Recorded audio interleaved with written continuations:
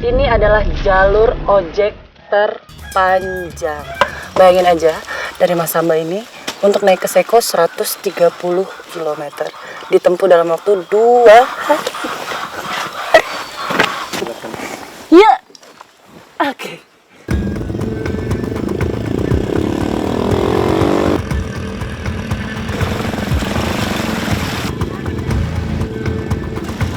Jalur darat Pegunungan Pokale Kaju tergolong ekstrim. Dari Masamba, ibu kota Luwu Utara, jalur yang kami tempuh mengular sepanjang 130 km. Jalanan rusak parah, terlebih di musim penghujan seperti sekarang. Seketika saya merasakan perjuangan mobilitas masyarakat Seko yang hidup di jantung Sulawesi.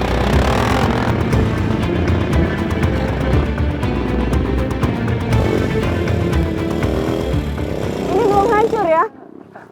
Ini baru parah ini. Yang hancur itu ke sana lagi. Ya Tuhan.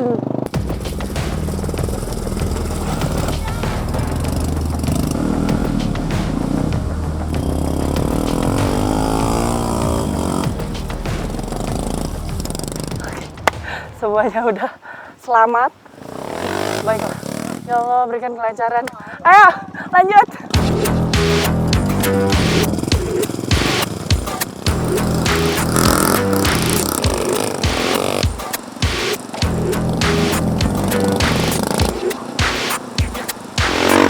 Woi.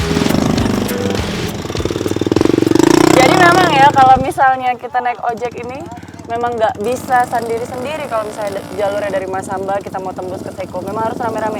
Jadi jalurnya ini kalau kita nggak gotong royong, selesai kepater gitu ya, nggak ada yang nolongin.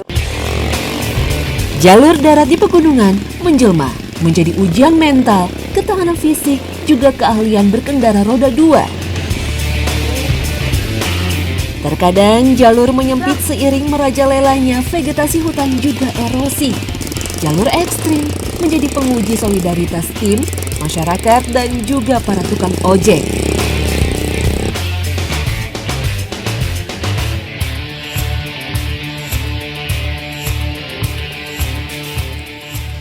Nah, kuda beban ini di sini disebutnya pateke ya. Nah, pateke ini merupakan salah satu alat transportasi yang memang sudah lebih dulu ada daripada ojek motor. Nah, kalau misalnya pateke ini dari tengah sini sampai Seko 1 hari, 2 hari, 1 hari. Iya sih, lebih cepat kuda memang jalannya kalau misalnya trek-trek hancur kayak gini daripada motor.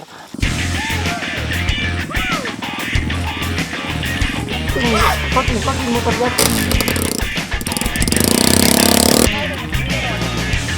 Awas, Mbak.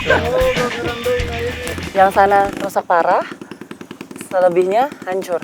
Ini kalau misalnya lihat nggak jelas gitu jalannya yang mana karena semuanya udah hampir kubangan, lembek. Nah itu yang kadang-kadang kita bisa selip. Lihat nih, mobil ini sudah entah keberapa malam ada di sini, kepater aja gitu. Sudah berapa lama ini? Sekitar lebih 1 bulan. Lalu bagaimana ini berasnya? Ya tinggal tunggu alat. Tunggu teman untuk nari juga. Ini hancur, hancur.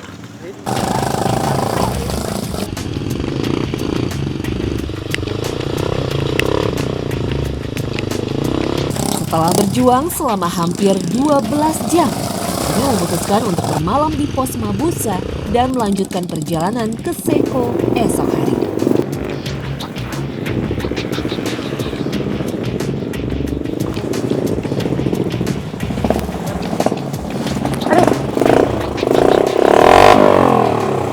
Kita sekalian makan di sini ya. Ini sudah 3:30 sore. Baru nemu. Jadi ada tempat-tempat seperti ini memang untuk beristirahat. Ini kita mau makan siang seharusnya.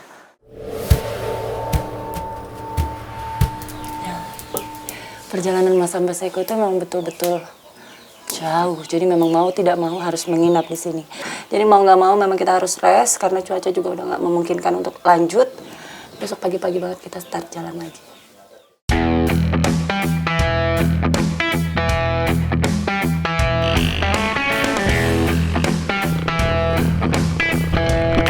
10 km dari Mabusa, kami harus menyeberangi Perendolean.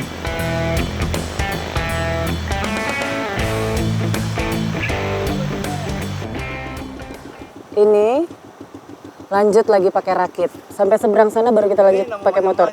Ini perlu turun nggak? Apa sama motor-motornya naik? Nggak usah, Mbak. Sama motor-motornya naik? Motor aja. Nah ini memang jasa yang disediakan oleh masyarakat di sini untuk semua orang yang mau mengarah ke Seko. Boleh nih, silakan. Aman ya.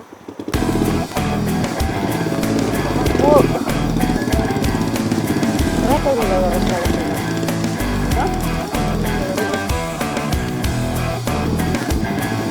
Hampir tidak ada banjir bandang yang melewati titik ini. Sehingga kapanpun motor menyeberang, kecil resiko hambatan arus dan debit air.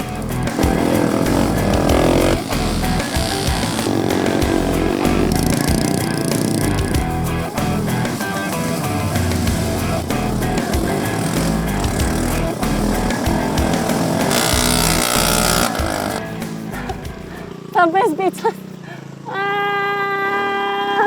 Kapan nyampenya? Dari awal lihat lobang, masuk ke kubangan, seru gitu kan. Hari kedua udah yang ngebantuin dorongnya juga udah tenaganya terkuras. Ini never ending loh. Ini sampai ujung kampung begini jalannya.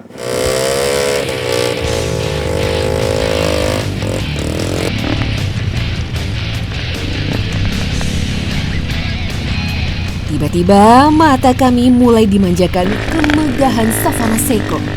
Berada di ketinggian 1.200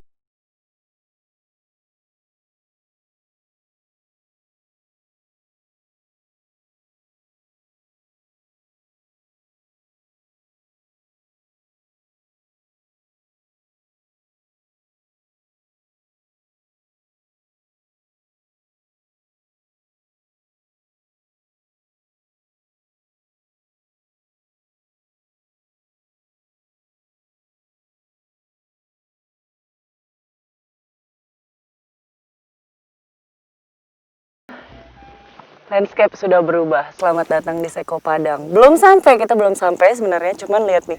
Ini udah padang savana begini semua. Hai.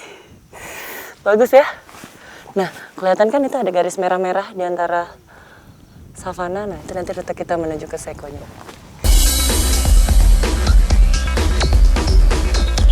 kami tiba di Kampung Eno pukul 6 petang. Perjalanan 2 hari dengan ojek. Betapa lamanya untuk bisa sampai di Seko.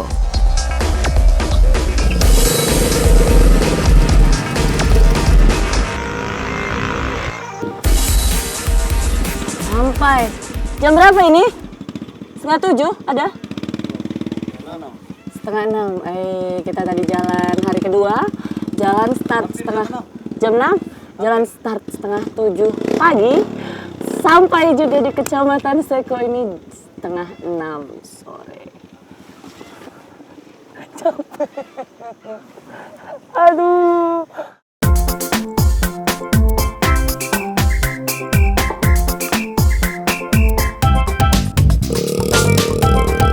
Luas dataran tinggi Seko lebih dari 2.000 km persegi. Bentang alam yang begitu megah dan menawan.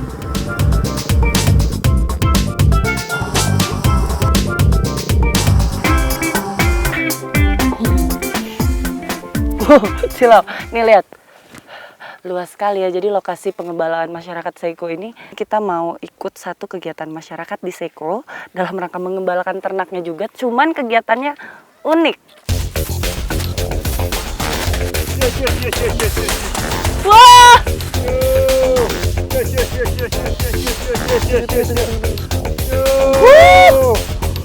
Di Seko Padang, kerbau menjadi hewan ternak yang paling penting selain sapi dan kuda. Kerbau dijadikan komoditi ternak untuk memenuhi kebutuhan masyarakat luar, terutama Toraja. Yang menariknya yang dikasih adalah air garam, bukan garam beriodium. Itu untuk supaya dia jinak. Supaya dia jinak itu. Karena di sini itu hawanya hawa dingin. Betul.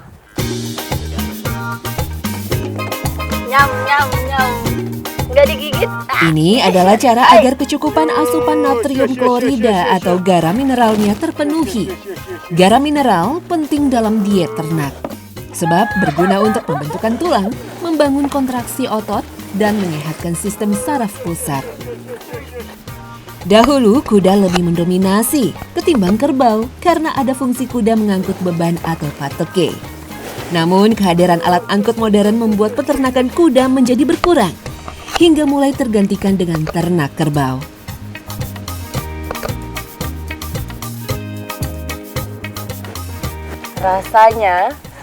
Rasanya dijilat-jilatin ini, lidah mereka itu seperti ada tekstur gitu, kesat-kesat, jadi geli. Tapi gak apa-apa kan ya, biar pada jinak ya.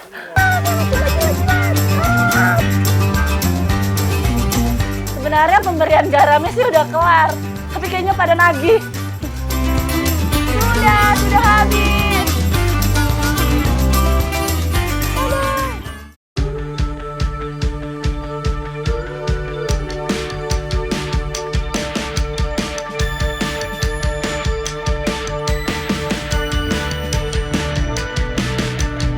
Nah, ini satu kegiatan masyarakat yang dilakukan di saat banjir sungainya. Nah, ini kita pasang jipu. Jipu ini satu jenis perangkap ikan juga, cuman bentuknya unik, saya baru ini lihat. Sungai Betue, salah satu sungai terbesar dan terpanjang di Seko. Aliran sungai ini bermuara di Sulawesi Barat, tepatnya di daerah Mamuju. Umpannya ternyata dedak. Saya nggak kebayang tadinya dedak ditaruh air kan awur-awuran tuh. Ternyata nggak, dedaknya dimasukin ke dalam karung dulu, nanti akan diikat dan dimasukkan di dalam sini. Dedak. Lokasi pemasangan bubu sebaiknya di tepian sungai yang cukup dalam, sekitar 1 hingga 2 meter. Secara teori, ikan-ikan akan bermain ke tepian mencari makan pada waktu tertentu. Inilah sebabnya lokasi bubu harus diperhitungkan dengan baik. Nah, jadi prinsip pasang bubu itu di mana-mana sama, mau apapun namanya, mau jipu, mau luka, mau bubu, dipasang itu kalau misalnya lihat arusnya itu mengalir ke bawah, dipasang melawan arah arus. Dan cuman ditahan dengan pakai sebilah kayu aja.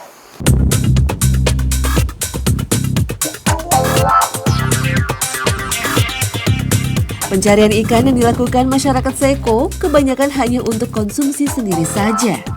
Tidak ada yang mencari ikan untuk kepentingan ekonomi atau dijual.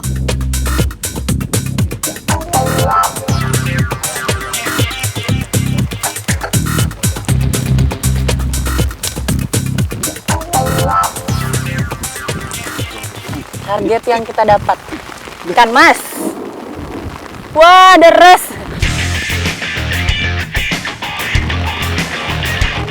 Ikan mas yang ada di Indonesia berasal dari daratan Cina dan Eropa, menyebar sejak tahun 1920-an pada masa kolonial. Untuk masak ikan mas di dalam bambu ini ada sayur pendampingnya ternyata. Nah, di sini disebutnya talo-talo atau baka-baka. Bentuknya kayak gini. Talo-talo adalah jenis rerumputan dataran tinggi yang tumbuh hanya ketika musim hujan. Jenis rumput ini bukanlah konsumsi untuk ternak karena memiliki kandungan min yang kuat. Di Seko, talo-talo juga bukanlah sayuran yang banyak dikonsumsi oleh masyarakat. Tergolong dalam sayuran pendamping ketika mengolah daging ikan ataupun daging binatang buruan dari hutan. Dan yang unik, nanti begitu kita masukkan di dalam bambu, dia tidak dilapis lagi dengan daun pisang. Utuh-utuh begini saja langsung kasih masuk.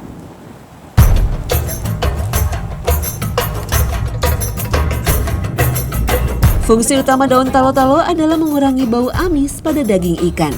Selain itu, rasa min yang dimiliki akan menambah cita rasa olahan menjadi lebih menggugah selera. Cara masak seperti ini di Seko disebut dengan nama dipehong atau ikan pehong. Nah, konsep masak di dalam bambu ini dia memang pakai uap panas. Jadi kan ada uap, nah ikan di dalamnya itu nanti akan jadi matang.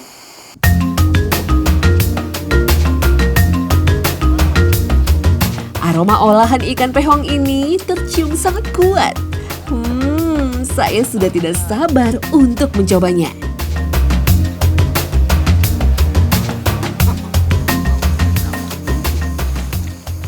Sebenarnya ikan mas ini bukan favorit saya karena banyak duri, terus biasanya makan ikan mas bau lumpur. Tapi ini ikan masnya enak loh, gurih.